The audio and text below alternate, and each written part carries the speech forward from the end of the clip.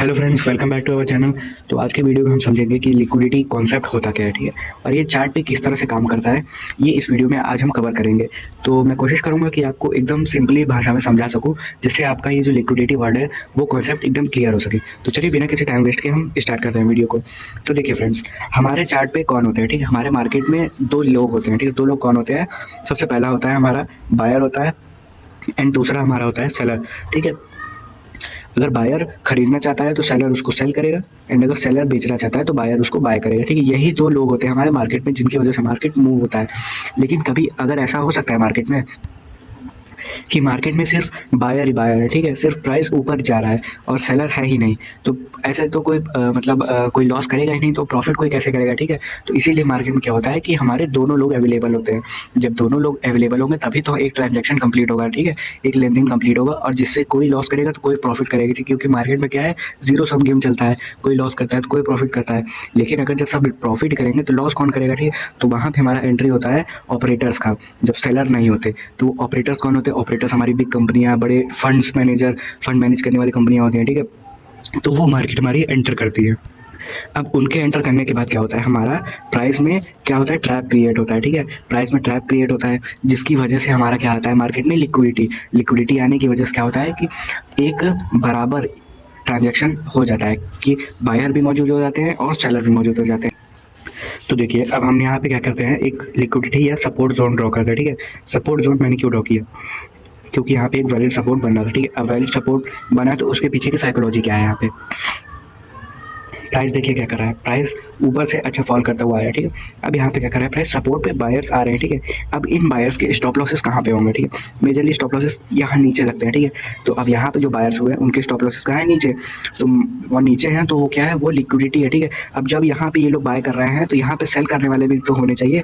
तो ये सेल कौन कर रहा है, ठीक है। यहाँ पे वो क्रिएट किया जा रहा है कि यहाँ पे बायर्स आए, ताकि यहाँ पे उनके स्टॉप लॉसेस क्रिएट हो, और जैसे उनके स्टॉप लॉसेस हिट होंगे तो वो पोजीशन क्या होंगी, सेल साइड क्रिएट हो जाएंगी, और सेल साइड क्रिएट होंगे तो हमारे सेलर्स एंटर होके उसको और तेजी से नीचे ले जाने की कोशिश करेंगे, जो कि यहाँ पे हुआ है।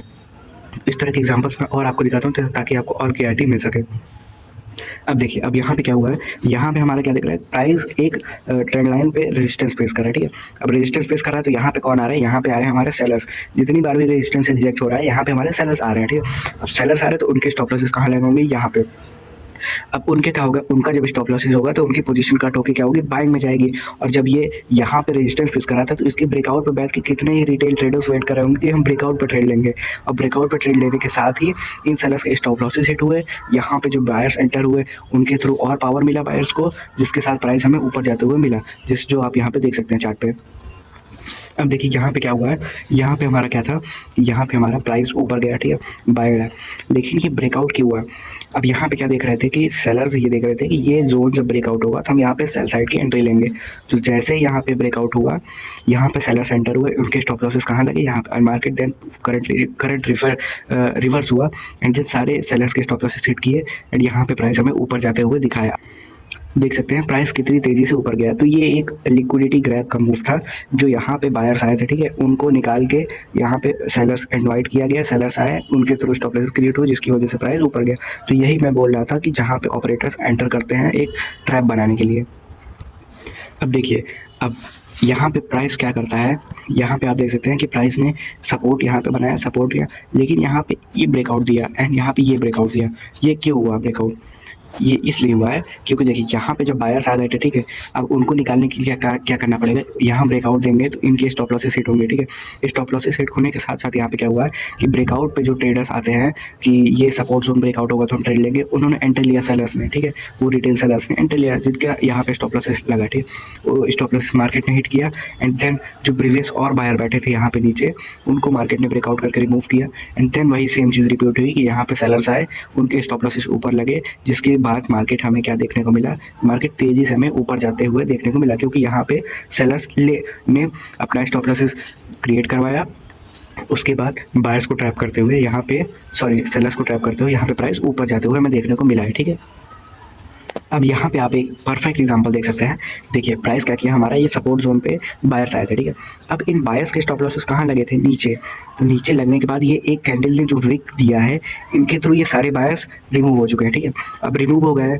अब रिमूव होने के बाद ये ब्रेकआउट देख के, छोटे टाइम फ्रेम पे जो ट्रेडर्स ट्रेड करते हैं, ये ब्रेकआउट देख के यहाँ पे कौन एंटर होंगे, सेलर्स। अब उनके स्टॉप लॉस कहाँ लगेंगे, ऊपर।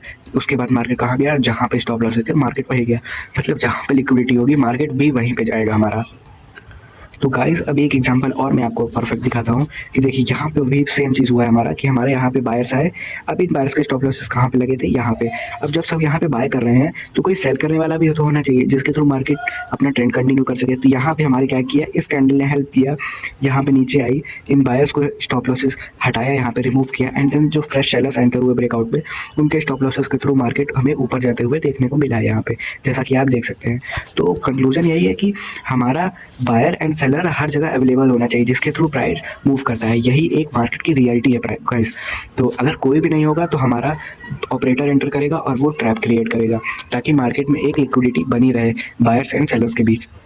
तो फ्रेंड्स एक एग्जांपल और देखिए यहाँ पे, कि प्राइस अच्छा सपोर्ट पे यहाँ क्रिएट कर रहा था, तो उसको क्या ज़रूरत है कि यहाँ पे ब्रेकआउट देने के बाद देन यहाँ पे बाइंग में कंटिन्यू करने का।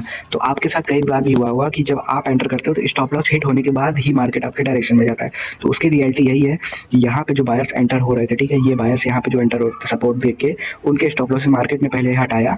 फिर यहाँ पे जो फ्रेश सेलर्स एंटर हुए ब्रेकआउट पे देख के, जो रिटेल सेलर्स होते हैं, ट्रैप क्रिएट किया गया उनके लिए, जिसको देख के वहाँ पे वो ट्रैप हुए, और उसके बाद प्राइस हमारा देखिए कितना तेज़ी से ऊपर जाते हुए हमें देखने को मिला है। देखिए फ्रेश एक मैंने एग्जांपल अभी आपको दिखाया है, इस तरह के कई हज़ारों एग्जांपल्स मैं आपको दिखा सकता हूँ लिक्विडिटी के बेस पे।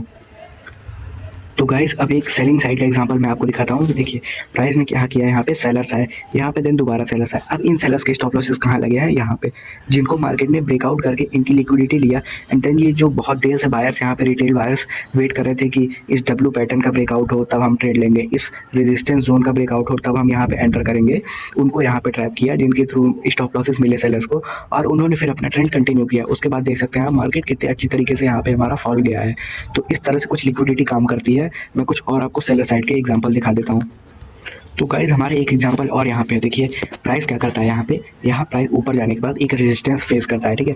अब यहाँ पे जो भी सेलर्स आए, ठीक है, यहाँ पे रेजिस्टेंस मान के जो भी सेलर्स हैं, उनके स्टॉप लॉस मार्केट ने क्लियरली एक कैंडल के थ्रू हिट किया है। एंड यहाँ पे जो ब्रेकआउट बायर्स आए, रिटेल बायर्स आए, उनके स्टॉप लॉसेस के थ्रू प्राइस यहाँ पे हमें देखिए नीचे जाते हुए देखने को मिला। तो कुछ इस तरह से लिक्विडिटी का कॉन्सेप्ट हमारा काम करता है कि मार्केट हमें इक्वल बायर्स एंड सेलर्स मिलने चाहिए, ताकि वो एक ट्रांजेक्शन कंप्लीट हो सके और जिनके थ्रू सारे लोग प्रॉफिट या लॉस कर सकें, ठीक है। तो अगर कोई भी एक नहीं होगा मार्केट में तो हमारा मार्केट चल ही नहीं सकता इनके बगैर। तो फ्रेंड्स यही था आज की वीडियो में, जिसमें मैंने आपको बताया कि लिक्विडिटी किस तरह से काम करता है चार्ट पे, और इसको आप चार्ट पे कैसे आइडेंटिफाई कर सकते हैं। तो इस वीडियो से अगर आपको कुछ भी सीखने को मिला हो तो मुझे आप कमेंट सेक्शन में बता सकते हैं, और अगर आपके थ्रू मुझे भी कुछ सीखना है तो आप मुझे वो कमेंट सेक्शन में सजेस्ट कर सकते हैं। और ऐसी वीडियोज़ में और लाता रहूँगा, और अपनी वीडियोज़ की क्वालिटी और थोड़ा इसमें और मैं इम्प्रूवमेंट लाता रहूँगा आगे आने वाली वीडियोज़ में। तब तक के लिए bye and thank you friends, आपको इतना सपोर्ट के लिए।